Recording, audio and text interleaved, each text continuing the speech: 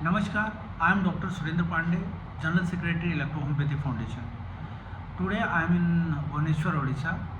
आप लोगों का जो वीडियो बनाने का मकसद ये था कि कल जो हमें बहुत ही पॉजिटिव न्यूज़ आई है कि इलेक्ट्रो होम्योपैथी में राजस्थान में जो अपडेट हुआ है उसके विषय में आज मैं बात करना चाहता हूँ. वो देश से हर जगह से कॉल आ रहे हैं, लोगों को बहुत उत्सुकता है, तो आप लोगों को इसके लिए बधाई देना चाहिए डॉक्टर हेमंत सेठिया सर को, इलेक्ट्रो होम्योपैथी टीम को, जो राजस्थान में डॉक्टर हेमंत सेठिया के नेतृत्व में अथक प्रयास, बहुत ही हार्ड वर्क करके इलेक्ट्रो होम्योपैथी को, जो राजस्थान पहला राज्य है जहाँ पे इलेक्ट्रो होम्योपैथी रिकॉग्नाइज हुई, वहाँ पे बोर्ड का गठन होने जा रहा है. जो अपडेट ये है कि 10 जुलाई 2024 को 10 जुलाई 2024 गवर्नमेंट का जो आम बजट रहता है उसमें उन्होंने इलेक्ट्रो होम्योपैथी के डेवलपमेंट के लिए एक अनुशंसा की थी.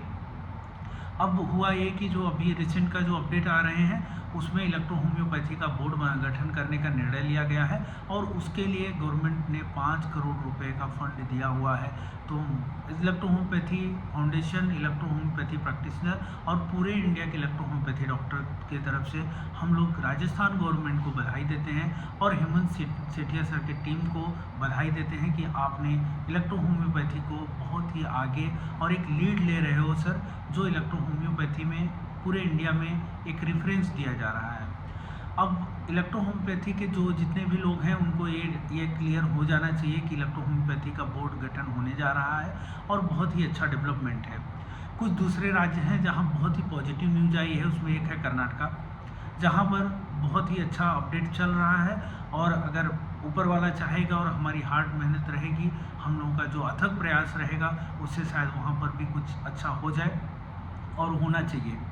इसके लिए डॉक्टर महबूबुल्ला सर हैं जो उनका लीड लिए हुए हैं, बहुत हमारे इलेक्ट्रो होम्योपैथी फाउंडेशन से उनको धन्यवाद है. बहुत ही अच्छा electro homeopathy Karnataka team, electro homeopathy foundation Karnataka और वहाँ के जितने प्रैक्टिशनर हैं अच्छा काम कर रहे हैं. इलेक्ट्रो होम्योपैथी में से अच्छा न्यूज़ आई है महाराष्ट्र से भी कि यहाँ पे भी काफ़ी अच्छा अपडेट हुआ है. अब मेरा एक रिक्वेस्ट था आज जो मैं करना चाहता हूँ इलेक्ट्रो होम्योपैथी के जितने भी प्रैक्टिशनर हैं, देखिए राजस्थान में बहुत कुछ अच्छा हो गया. आप लोगों को ये लग रहा होगा या जिन्हें भी लग रहा होगा कि बहुत सडन में हुआ है तो या बहुत मतलब कुछ बहुत इजी मिला हुआ है, बात ये नहीं है. इसके लिए बहुत ही मेहनत किया गया है डॉक्टर हेमंत सेठिया द्वारा, उनके टीम द्वारा और इलेक्ट्रो होम्योपैथी प्रैक्टिशनर के द्वारा. इलेक्ट्रो होम्योपैथी को रिकॉग्नाइज किसी भी स्टेट में करना या सेंट्रल गवर्नमेंट आईडीसी करना ये बहुत ईजी नहीं है. ये जितने लोग आईडीसी में गए हैं उनको मालूम है. बहुत सारे डेटा चाहिए रहते हैं, क्लिनिकल डेटा है, आर्टिकल हैं, जो एविडेंसेस हैं वो चाहिए, साइंटिफिक मेथड से प्रूव करना है. ये सारी चीज़ें अभी भी इलेक्ट्रो होम्योपैथी का जो राजस्थान में है बोर्ड बनने के बाद भी हमें और चैलेंज आएगा कि ये सारे डेटा वहाँ पर देना पड़ेगा और बहुत ही, और मुझे पूरा विश्वास है कि हम दे पाएंगे और बहुत ही अच्छा वहाँ पर जो है राजस्थान का जो अपडेट है उसको लेकर पूरे इंडिया में रेफरेंस दिया जाएगा और दूसरे गवर्नमेंट भी पॉजिटिव हो जाएंगे. अब रही बात इलेक्ट्रो होम्योपैथी प्रैक्टिशनर से, तो आज मैं आप लोगों से इतना ही रिक्वेस्ट कर सकता हूँ कि आप बहुत खुश हैं, सारे लोग खुशी हैं, खुशियाँ मना रहे हैं और होना भी चाहिए. लेकिन आपको एक बात और याद रखना है कि आप लोग जो प्रैक्टिस कर रहे हैं उस प्रैक्टिस में बहुत ही इम्पॉर्टेंट है जिन राज्यों में रिकॉग्नाइजेशन का प्रोसेस अभी पॉजिटिव है और जहाँ पर पाइपलाइन में है, आप लोग इलेक्ट्रो होम्योपैथी में ही प्रैक्टिस कीजिए, इलेक्ट्रो होम्योपैथी की मेडिसिन ही यूज कीजिए. और मोर इम्पॉर्टेंट है आपका ओपीडी रजिस्टर, तो ओपीडी रजिस्टर आप ज़रूर मेंटेन कीजिए. ओपीडी रजिस्टर मेंटेन करने का जो हम लोग बहुत सारे सेमिनार होते हैं, बहुत सारी सीएमई है, आप लोग बहुत सारे लोगों से मिलते हैं, सीनियर हैं, आपको गाइड करते हैं. अब उसमें चाहिए कि आपने ओपीडी रजिस्टर में आपका डेट होना चाहिए, पेशेंट का डेटा होना चाहिए, आप मेडिसिन क्या दे रहे हैं, कब से चालू किए हैं, उनका रिपोर्ट क्या है, लैब रिपोर्ट क्या है, डायग्नोस आपने क्या किया हुआ है, कब मेडिसिन चालू किया हुआ है और आप पेशेंट को फॉलोअप में कब बुलाते हैं, आपके सिग्नेचर के साथ में ओपीडी का रजिस्टर ज़रूर होना चाहिए.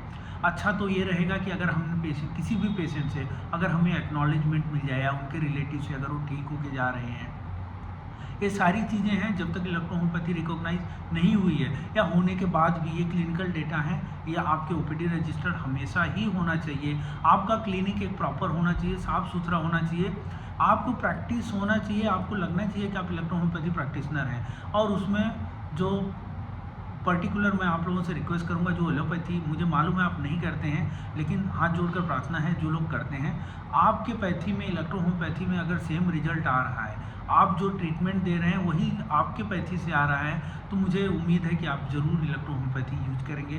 बहुत सारे प्रैक्टिशनर हैं, अच्छा प्रैक्टिस कर रहे हैं और अच्छा रिजल्ट ले रहे हैं। आप लोग भी, मैं उम्मीद करता हूं कि आप इलेक्ट्रोहोम्योपैथी प्योरली प्रैक्टिस करेंगे। जहां से मेडिसिन यूज किया जा रहा है उनका भी प्रॉपर ख्याल रखिए। आप मेडिसिन लेने से पहले आप ऑथेंटिकेशन जरूर चेक कर लीजिए कि कहाँ से मेडिसिन आ रही है, क्या वो इलेक्ट्रोहोम्योपैथी ही है, जो कंपनी मैन्युफैक्चर कर रही है, क्या उसके पास मैन्युफैक्चरिंग के लिए कॉम्पिटेंट अथॉरिटी है, एटलीस्ट कॉम्पिटेंट पर्सन है, क्यों मैन्युफैक्चरिंग कर पा रही है, उनके पास इक्विपमेंट हैं, उनके पास लैब का डेटा है जहाँ पर कोई जाएगा या आप जाएंगे तो कम से कम आप ये देख सकते हैं कि वहाँ पर लैब बना हुआ है, वहाँ पे चीज़ें हैं। तो ये सारी डिटेल आपके पास होनी चाहिए। आप अगर किसी से मैन्युफैक्चरिंग कर रहे हैं, किसी से मेडिसिन मंगा रहे हैं, आप उनसे वीडियो मंगाइए, प्रोसेस का मंगाइए कि क्या, कहाँ से बन रही है मेडिसिन, क्या हो रहा है, वो सारी चीज़ें आपको ज़रूर जानकारी होना चाहिए। आपको पेशेंट का रिजल्ट मिलने के साथ में क्या वो इलेक्ट्रोहोम्योपैथी ही है, क्या वो कंपनी जो सोर्स यूज़ कर रही है वो इलेक्ट्रोहोम्योपैथी ही है, ये सारी चीज़ें आपको ज़रूर जानना है। आप पैसे देते हैं, आप जीएसटी की बिल लीजिए, बिना जीएसटी का बिल आप मत लीजिए। कोई भी आप 1, 2, 5 रुपये सस्ता के चक्कर में आप ऐसी मेडिसिन मत यूज कीजिए जो इलेक्ट्रोहोम्योपैथी ना हो। बहुत सारे लोगों को गलतफहमी है कि मदर टिंचर, जो होम्योपैथी का मदर टिंचर यूज करके प्रैक्टिस कर रहे हैं वो इलेक्ट्रोहोम्योपैथी है। ये बात हमने बहुत बार हम लोग बता चुके हैं कि ये इलेक्ट्रोहोम्योपैथी प्रैक्टिस नहीं है। तो आप लोगों से निवेदन है कि इलेक्ट्रोहोम्योपैथी में प्रैक्टिस कीजिए, ओपीडी रजिस्टर मेंटेन कीजिए, क्लिनिक साफ सुथरा रखिए और आपके जितने भी डॉक्यूमेंट हैं